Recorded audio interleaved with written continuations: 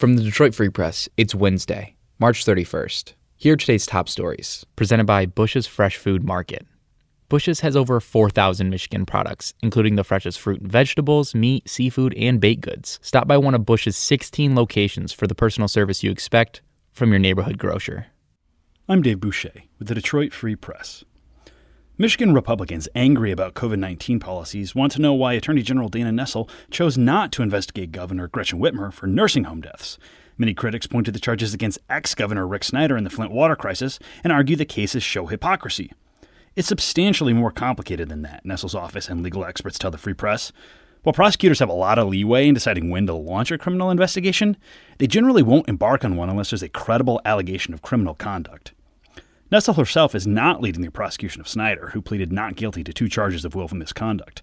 In a statement, her office said, quote, "In the case of Flint, the prosecution team established probable cause in order to obtain and review millions of documents before indictments were issued." Republican opponents argue Nessel's office could find evidence of criminal misconduct involving nursing homes if they look for it.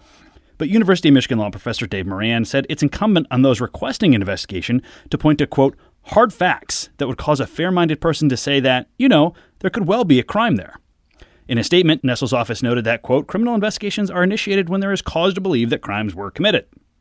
Thousands of Michigan nursing home residents died due to COVID-19. The GOP argues the governor forced nursing homes to take in COVID-19 patients who may have subsequently infected otherwise healthy residents. While data collection from nursing homes has been haphazard, no one has produced any evidence showing a direct line from a Whitmer order to anyone dying solely due to that order. Former federal prosecutor Don Davis told the Free Press the credibility of any allegations and the motivations of those making them are key. He added, quote, "I think the public has this concept that anything that's wrong has a criminal remedy. Who's going to be prosecuted? Who's going to jail for this? And the criminal law is pretty limited." This is Todd Spangler, Washington correspondent for the Detroit Free Press. President Biden is expected to be in Pittsburgh today to unveil a big infrastructure package to repair roads and bridges nationwide. Automakers, meanwhile, are hoping it includes some key investments they need too. They want to see government adopt tax breaks, grant programs, and other initiatives to help them make electric vehicles and get more people to buy them. That means funding for charging stations and getting the federal government to speed up swapping out its own fleet for electric cars and trucks.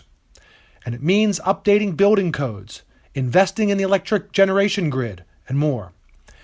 Automakers say they're already moving toward an electric future, with dozens more models on the way. It's necessary, they say, given that other countries, especially China, are moving even more quickly to electrification.